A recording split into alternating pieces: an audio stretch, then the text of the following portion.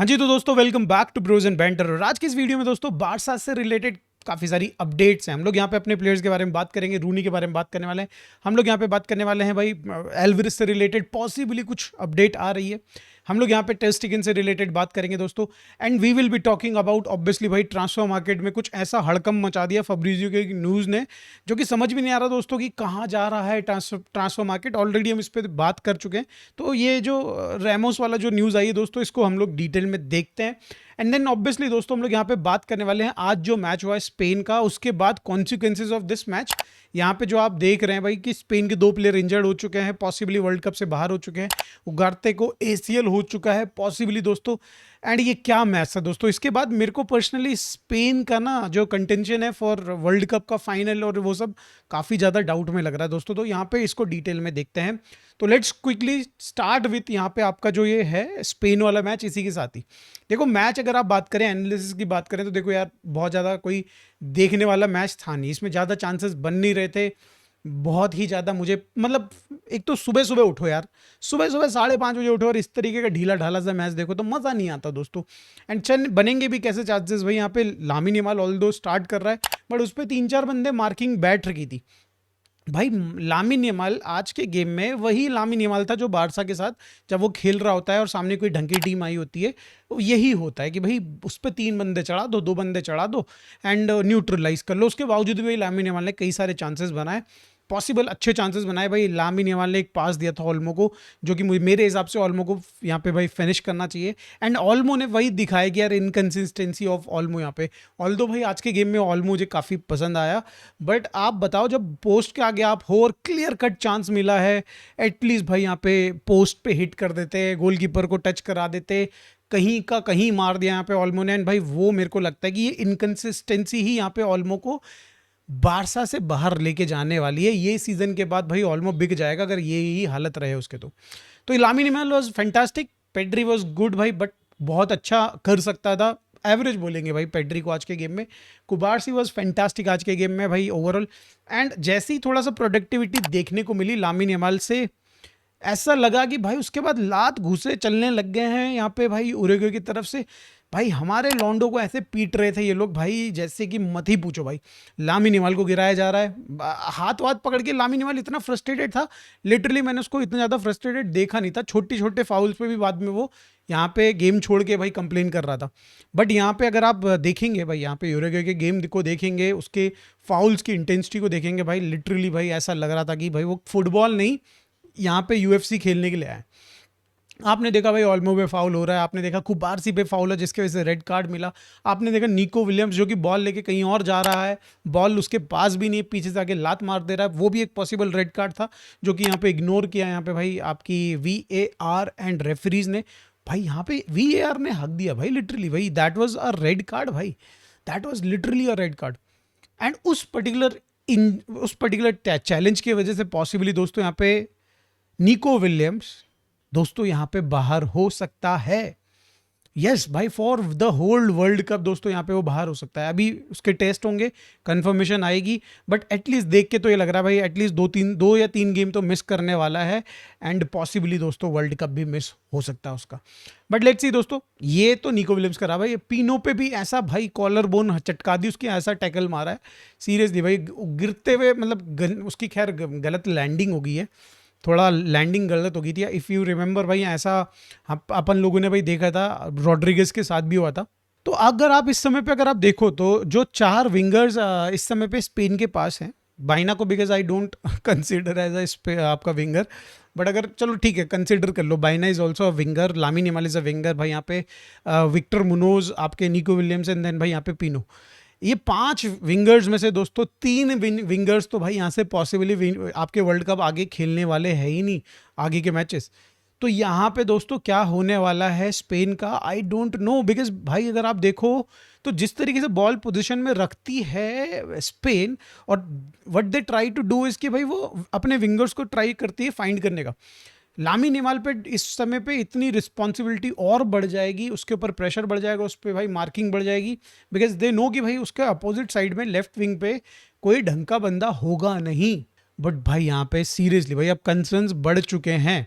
Clearly भाई सामने वाली टीम को टेम्पलेट भी पता है कि थोड़ा सा आप फिजिकल खेल लो, थोड़ा सा आप भाई यहाँ पे लो ब्लॉक में खेल रहे हो, तो छोटी मोटी टीम्स एटलीस्ट भाई यहाँ पे जिनका लेवल भाई मैच नहीं करता, मिडफील्ड का टेक्निकल लेवल पे मैच नहीं करता है स्पेन का, वो यहाँ पे भाई प्रॉब्लम्स क्रिएट कर सकती हैं। एंड भाई मेरे पर्सनली भाई मुझे देख के अब लग रहा है यहाँ पे स्पेन का आगे जाना इज़ वेरी टफ भाई। यहाँ पे अगर आप वो मोरक्को टाइप की टीम से खिला लो, अर्जेंटीना जैसी टीम्स के साथ खिला लो यहाँ पे स्पेन को, they can knock them out भाई अगले ही राउंड में, राउंड ऑफ 32 में। I know they are not going to play against those, but यहाँ पे भाई समझ रहे हो।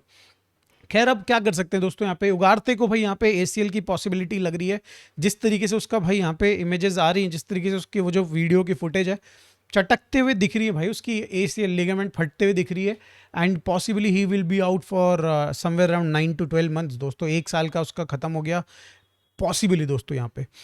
खैर अब बात कर लेते हैं यहाँ पे दोस्तों, उरुग्वे का गेम चल रहा था तो बारसा के बारे में भी थोड़ी सी बात कर लेते हैं। और बारसा और उरुग्वे में कॉमन क्या है, रोनाल्ड अरोहो दोस्तों। रोनाल्ड अरोहो दोस्तों जिसको 2020 में सीनियर कॉल अप मिल चुका था, 2020 में दोस्तों वो बुला लिया गया था उनकी सीनियर टीम के द्वारा खेलने के लिए with them.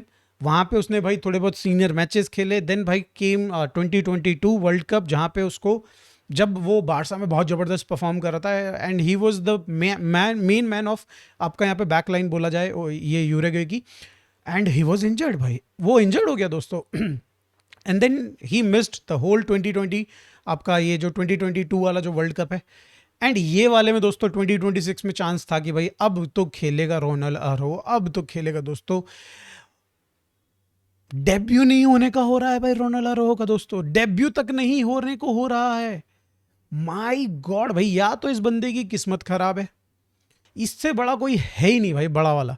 I don't know दोस्तों यहाँ पे क्या चल रहा है इसकी किस्मत में भाई। बारसा में he has become 5th choice centre back, Xavi era में भाई possibly one of the best centre back in the world से सीधा 5th चॉइस इन बार्सिलोना बन चुका है।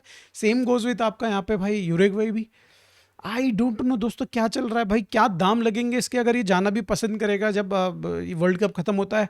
हम तो ये एक्सपेक्टेशन लगा के चल रहे थे कि भाई यहाँ पे Kounde and Araujo will play good, and उसके बाद उनके रेट बढ़ जाएंगे तो शायद से हम सेल कर पाएंगे। भाई ये तो देख के लग रहा है कि 30 मिलियन अगर कोई टीम सोच भी रही थी अरोहो के पे करने के लिए, पॉसिबली दे विल बी भाई यहाँ पे reduce it to half, 15 million भाई साहब। भाई बहुत ही ज़्यादा यार किस्मत से ख़राब बंदा है भाई, ये तो बहुत ही ज़्यादा किस्मत से ख़राब है भाई। कौन से अबे इजराइल में तू क्या करके आ गया, कौन से भगवान के आगे पूजा करके आ गया तू भाई, क्या वहाँ मांग लिया तूने कि भाई मुझे पूरा साल 2031 तक भाई मेरा कॉन्ट्रैक्ट बस बारसा में ही रहूँ, मैं सारे पैसे उठाते रहूँ फ्री में। खैर सेंटर बैक्स की बात चल रही तो बारसा यहाँ पे एक प्लेयर को ट्रैक कर रही है भाई लोगों, जोएल ऑर्दोनेस भाई आपके यहाँ पे क्लब ब्रूज के सेंटर बैक। यहाँ पे आपने देखा पाचो के साथ उसकी कभी किसी जमाने में भाई होती थी पार्टनरशिप, अब भाई वो अकेला रह गया है। PSG उसको बुला रही है कि भाई तू आ जा यहाँ पे पाचो के साथ भाई अपनी बना लियो पार्टनरशिप बना लियो। इंडिया दोस्तों हो सकता है कि भाई यहाँ पे PSG उसको साइन भी कर ले, बट यहाँ पे कई सारी टीम्स की नज़रें थी और बारसा भी उनमें थी भाई कि हम लोग यहाँ पे देखते हैं किस तरीके का गेम जा रहा है। पास्ट में भी हम लोगों ने थोड़ा इंटरेस्ट दिखाया है इसमें, बट यहाँ पे भाई अगर आप उसकी ना ट्रांसफ़र मार्केट में उसकी वैल्यू चेक करो इस समय पे तो समवेयर अराउंड 33 to 41 उसकी हवर कर रही है मिलियन में उसकी ट्रांसफ़र वैल्यू। मार्केट ऑब्वियसली भाई ट्रांसफ़र फी जनरली भाई उससे ज़्यादा ही होती है, अगर 40 मिलियन है तो भाई समवेयर अराउंड 50 मिलियन यहाँ पे किसी भी टीम को पे करना पड़ेगा। बट जिस तरीके से उसका वर्ल्ड कप जा रहा है it's going to be even higher भाई, मतलब बहुत ही क्रेजी वर्ल्ड कप जा रहा है। अगर आप भाई यहाँ पे जितने भी मतलब पास्ट के रिकॉर्ड्स को उठाओ तो 20 to 50% तक भाई यहाँ पे वैल्यूज़ बढ़ी हैं प्लेयर्स की। सेंटर बैक के केस में वो थोड़ा लोअर साइड में रहता है तो आप यहाँ पे बोल सकते हो कि 30% उसका बढ़ जाएगा, बट स्टिल अगर आप भाई 30% भी बढ़ा लो या फिर 20% भी बढ़ा लो तो यहाँ पे जो ये वैल्यू है भाई लोगों, ये ट्रांसफ़र मार्केट की वैल्यू समवेयर अराउंड 55 मिलियन तक पहुंच सकती है, एंड एक्चुअल ट्रांसफ़र फी यहाँ पे 60 to 65 मिलियन भी जा सकती है।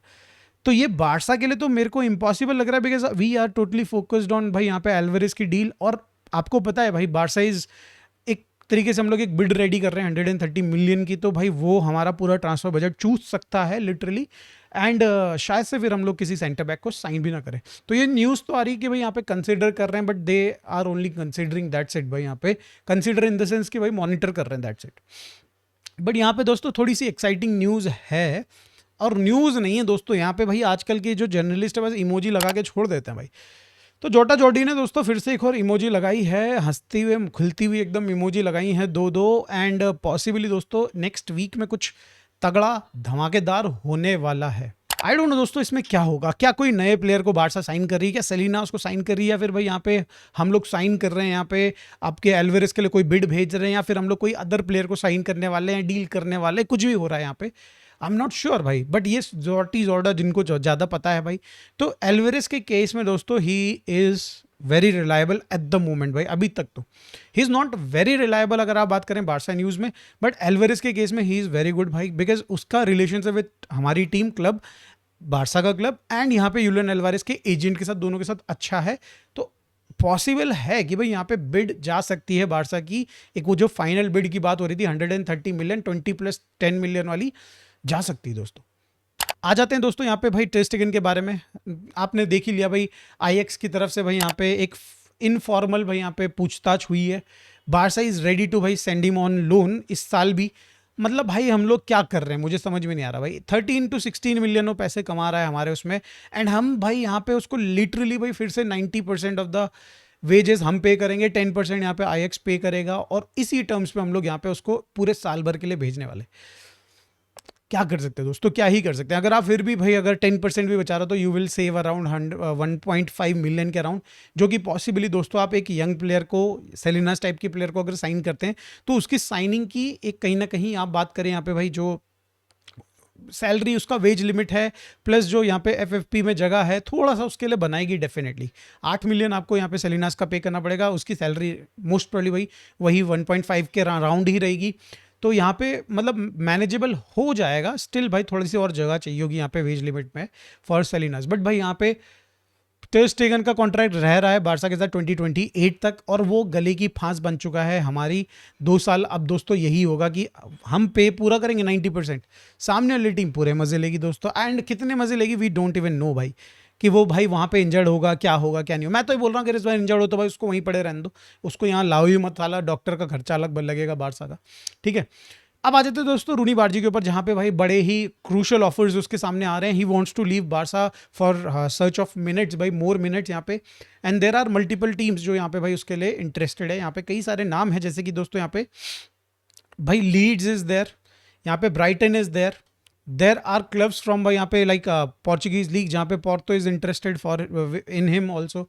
तो देर आर मल्टीपल क्लब्स जो कि यहाँ पे इंटरेस्ट शो कर रहे हैं, बट इसमें अगर आप देखा जाए तो जो एकदम बिल्कुल इमीडिएटली जिसका सबसे ज़्यादा चांस लग रहा है दोस्तों वो है यहाँ पे बताया तो जा रहा ब्राइटन का, because they are about to sell भाई उनका एक राइट विंगर या यन कुबा को वो सेल करने वाले हैं, एंड देन अगर वो हो जाता है तो they will try to sign him, और पॉसिबिलिटी है कि वो परमानेंटली साइन कर सकते हैं विथ एक बायबैक क्लॉज, सेलन क्लॉज, हर तरीके के क्लॉज के साथ। तो ये दोनों के लिए अच्छा है, बारसा के लिए भी अच्छा है, थोड़ा पैसा भी आ जाएगा 2-4 मिलियन यहाँ पे, एंड यहाँ पे भाई आगे फ्यूचर प्रोस्पेक्ट है भाई यहाँ पे रूनी हर कोई जानता है। अगर वो बढ़िया करता है तो भाई प्रीमियर लीग में बढ़िया करने का मतलब ये है कि भाई अगला जो मूव होगा most probably it will be around भाई 40 मिलियन। तो अगर हम सेलियन क्लॉज भी रखते हैं तो 20 मिलियन के अराउंड हम लोग भी स्वाद ले सकते हैं भाई बढ़िया पैसे का, ठीक है। अब आ जाते हैं दोस्तों मुद्दे की बात पे, ट्रांसफर मार्केट को हुआ क्या है ये हम लोग 3 वीडियो में बोल चुके हैं, और ये मुझे समझ में नहीं आ रहा है भाई, जो ये फब्रिजियो ने रिपोर्ट किया इसके बाद तो मेरा मत्था खराब हो गया। 75 मिलियन प्लस 5 मिलियन का बोनस, एसी मिलान जैसी टीम जिसके भाई खाने पीने के वांदे लगे हुए हैं भाई, लिटरली भाई फाइनेंशियल इश्यूज से गुजर रही है, वो तक ने भाई खर्चा कर दिया, वो भी ऐसे वैसे भाई प्लेयर के लिए नहीं, अगर कुरूपी उरूपी जा रहा होता समझ में आ रहा होता मुझे भाई, एक गोंकालो रैमोस पे भाई किसने खर्चा कर दिया, क्यों खर्चा कर दिया, बट खैर समझ में आता है भाई। रूबेन एमोरिम वहाँ पे ज्वाइन कर चुके हैं as a coach, and he believes कि भाई यहाँ पे आपके जो गोंकालो रैमोस है he is the perfect player, क्योंकि भाई आपने हिस्टोरिक अमाउंट पे किया है, हाईएस्ट ट्रांसफर फी पे की है एसी मिलान की अभी तक आपने, तो प्लेयर भी तो होना चाहिए ना उस लेवल का। एंड आई गेस भाई यहाँ पे गोंकालो रैमोस को समझते होंगे रूबेन एमोरिम, उस तरीके के सिस्टम में जो खिलाना चाहते हैं उसमें कहीं ना कहीं वो अटैक को लीड कर सकता है, एज पर हिम समझ में आ रहा है थोड़ा बहुत, बट 10% ही समझ में आ रहा है, बाकी 90% की भाई 80 मिलियन फॉर गोंकालो रैमोस दोस्तों, जिसको भाई कितने गिन चुन के भाई जुम्मा जुम्मा 1300-1400 मिनट्स मिले होंगे, आगे भाई ज़्यादा ज़्यादा 1800 मिनट्स मिले होंगे। गोल कितने मारे होंगे भाई, मुझे लगता है फरहान टोरेस से भी कम मारे होंगे। और फरहान टोरेस की बात आ रही दोस्तों, जब 80 मिलियन का गोंकालो रैमोस है, तो आप मुझे कमेंट में बताइए कि फरहान टोरेस कितने पैसे का होगा। अब भाई मेरे हिसाब से तो भाई, अगर इस हिसाब से देखा जाए तो 100 मिलियन तो होने चाहिए। बट जिस तरीके से उसने स्पेन में हग्गा मचाया दोस्तों, आज मैं उसको कवर करना भूल गया, उसके गेम को। गोल्डन अपॉर्चुनिटी भाई बनाई खुद से, एंड फिर ऐसा हग्गा मचाया भाई, तो वहीं 50 मिलियन कट जाते हैं दोस्तों। मैं तो ये बोल रहा हूँ 60 मिलियन कोई हमें इस ट्रांसफर मार्केट में दे दे और ले जाए यार, नहीं चाहिए भाई, ये मनूस आदमी नहीं चाहिए भाई। भाई साहब क्रेजी, वहाँ असलानी 30 मिलियन में ब्रोशल डॉटमेंट ज्वाइन कर रहा है। Carlos Espi is available for 25 million and we are struggling भाई, हमारे ऐसे कुछ प्लेयर्स के साथ भाई। ठीक है दोस्तों, आज के वीडियो में बस इतना ही। Thank you so much for watching. कुछ भी नया आएगा दोस्तों, we will be obviously covering it, तो आप सब्सक्राइब करिए and do give it a like इस वीडियो को। मिलते हैं दोस्तों नेक्स्ट वीडियो में, बाय फॉर नाउ।